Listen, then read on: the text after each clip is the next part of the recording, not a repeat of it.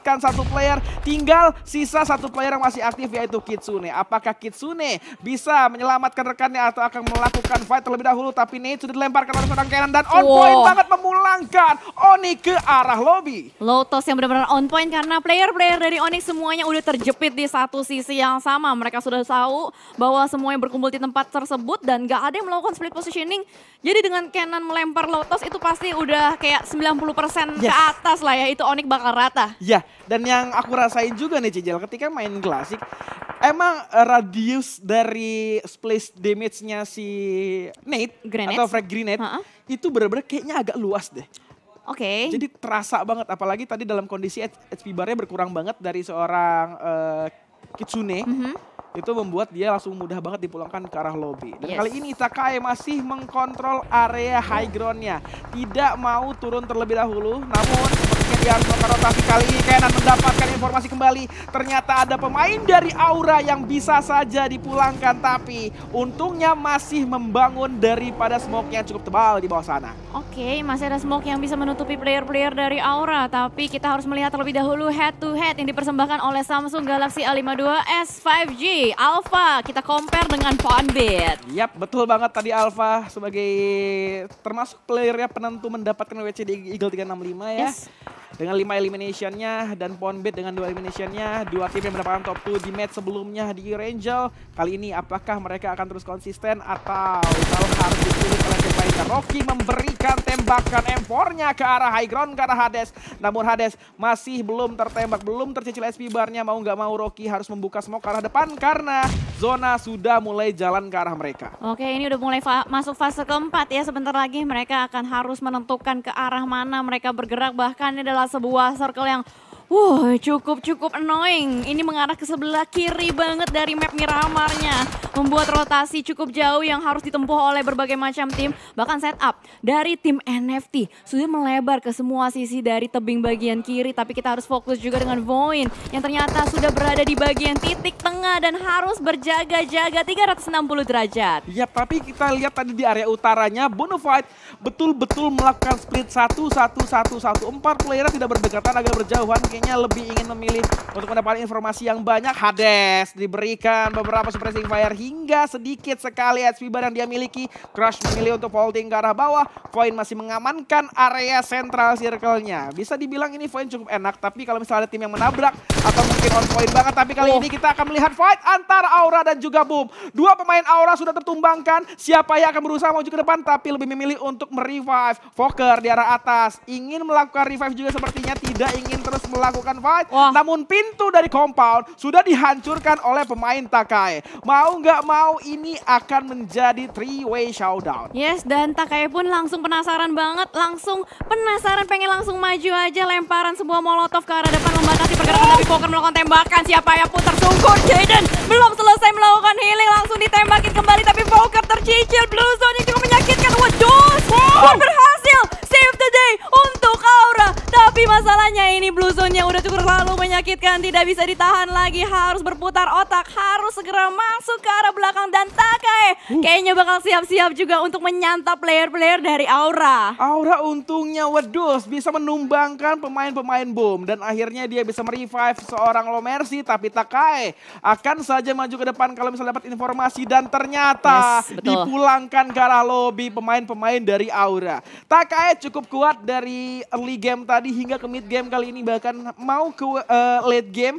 Dan EVOS tertahan di area belakang. Di depannya masih ada tim lain, ada dua tim yaitu Zone Esports dan juga pemain dari Bigetron Ion Fajar yang dapetin area atasnya. Kita akan lihat kemana jalur EVOS rotasi kali ini. Tapi ternyata sudah dijagain sama Fajar tadi. Fajar adalah last player standing dari Bigetron Ion yang gak mau terlalu terburu-buru karena tidak akan ada yang bisa revive dia kalau ter-takedown. Iyalah, udah sendirian ya kan? Yes. Last man, tapi ini juga posisi dia gak enak banget dijepit sama player EVOS di depan, di belakang juga ada Zone yang mungkin bisa mengganggu pergerakan. Tapi sementara kita fokus dengan NFT yang sudah melakukan spread out, setup, dan dimana dari Takai kayaknya telat untuk bisa masuk bergerak ditembakin dengan player-player lain. Satu demi satu player dari Takai juga tumbang nih Odi. Iya betul sekali Landscape. Ternyata Kato harus di take down terlebih dahulu, namun maybe lebih memilih untuk setup smoke setebal mungkin untuk menutupi arah vision lawan karena ini open field banget. Nggak ada coveran di area ini. Jadi mau nggak mau dia harus bisa segera langsung membangun smoke. Tertembak juga maybe tapi tidak bisa menumbangkan juga tembakan dari lawannya. Nox cukup enak. Pemain dari Bonafide tinggal mencari informasi lebih banyak ke arah low ground-nya karena RRQ sudah numpuk di arah bawah. Alright, ini RRQ kalau misalkan mau ke atas perlu setup smoke yang benar-benar tebel banget. Udah dikunci habis-habisan, nggak bisa kemana-mana. Noox bakal terus-menerus juga fokus ke arah tim RRQ. Dan apakah Livescape bisa mendapatkan momentum untuk bergerak maju? Dua player dari Livescape udah langsung terobos aja lah berusaha untuk mendapatkan bibir zona. Tapi Void sudah siap sedia di depan sana untuk langsung mengelimiasi. Audrey turun dari mobil malah ditembak habis-habisan. Audrey tumbang. Ternyata Zone Banyu dari kejauhan juga join the fight. Tom sekali ini akan melakukan cross combat tembakan bertubi-tubi double pick. Membuat Tom juga harus tumbang maybe dari arah belakang. Ini akan menyulitkan sekali Tuyul. Kamu benar-benar seperti Tuyul dari belakang. Tuyul tapping M4-nya ke arah Void dan juga Livescape terus on point mencicil SP bar dari pemain Void. Bahkan cross combat terjadi. Maybe memenangkan pertarungan kali ini. Maybe masih bisa mengamankan placement point bahkan mendapatkan elimination lebih banyak. Namun masalahnya adalah di area high ground udah banyak tim yang menguasai tempat-tempat tertinggi di Miramar kali ini. Ya, salah satunya adalah Bonafide yang udah enak banget positioningnya. Ini ngelok ke seluruh angle yang dia punya. Tuyul, Bots, siapapun itu yang ada di depan ditembakin. Mobil meledak, Voldemortnya tumbang. Nerpeko juga terspot. 3 player dari RRQ. Mampukah dia selamat? Oh my god, tidak ada obstacle, tidak ada coveran. Ini mimpi buruk untuk RRQ. Wah, RRQ mereka nggak dapetin zona, terus mereka tumbangkan 2 playernya oleh ulah pemain Bonafide yang terus memberikan suppressing fire ke satu obstacle yang dibilang ini agak numpuk mereka di sana ya. Ini masih aman obstacle-nya, tapi lagi dan lagi mereka udah nggak punya vehicle, zona masih agak jauh dan ini open field. Kita nggak tahu mereka punya utility sebanyak apa. Tapi lagi dan lagi, vision yang didapatkan oleh tim Bonafide ini lebih luas ke arah low ground-nya. Ya, udah kayak dead end, jalan buntu buat RRQ, tapi tidak untuk NFT. Naik bagi langsung nabrak ibu-ibu beli beras. Ayo kita rush, punya alter ego. Tapi alter ego terlalu kuat di depan sana, masih bisa menumbangkan player-player NFT. Ada Molotov yang membatasi pergerakan, double pick menuju ke arah jendela, menumbangkan 1 player dari alter ego. Menyisakan 2 lagi di bagian belakang. Tapi Hazelnuts masih belum terdeteksi juga. NFT benar-benar mau melakukan retake atas compound dari alter ego. Yap, Swavel tertumbangkan. Belum bisa di-revive Nerpeko. Di tapping-tapping saja menggunakan mini oleh seorang Ucup ke arah bawah. Tapi tertumbangkan juga, on point banget. Tinggal Asa dan juga Voldemort. Masih ingin mencari informasi apakah di kompon ini ada. Namun lagi dan lagi Bonafide gak mau kasih kesempatan. Nox lagi dan lagi menggunakan M4-nya, on point banget Tuyol. Membuat Nerpeko bisa dipulangkan ke arah lobby. Langsung di secret elimination, gak mau menyia-nyiakan itu. Dan ini dia, masih zona Bonafide. Dia gak akan pindah kemana-mana. Karena ini zona atau mungkin daerah yang paling enak kalau mereka rasakan. Iya, harus mereka rebut ya pastinya juga. Dan dimana kali ini playzone-nya masih menutupi untuk 3 tim. Sebuah granat dari Bots langsung on point menumbangkan Voldemort. RRQ dipulangkan secara seutuhnya.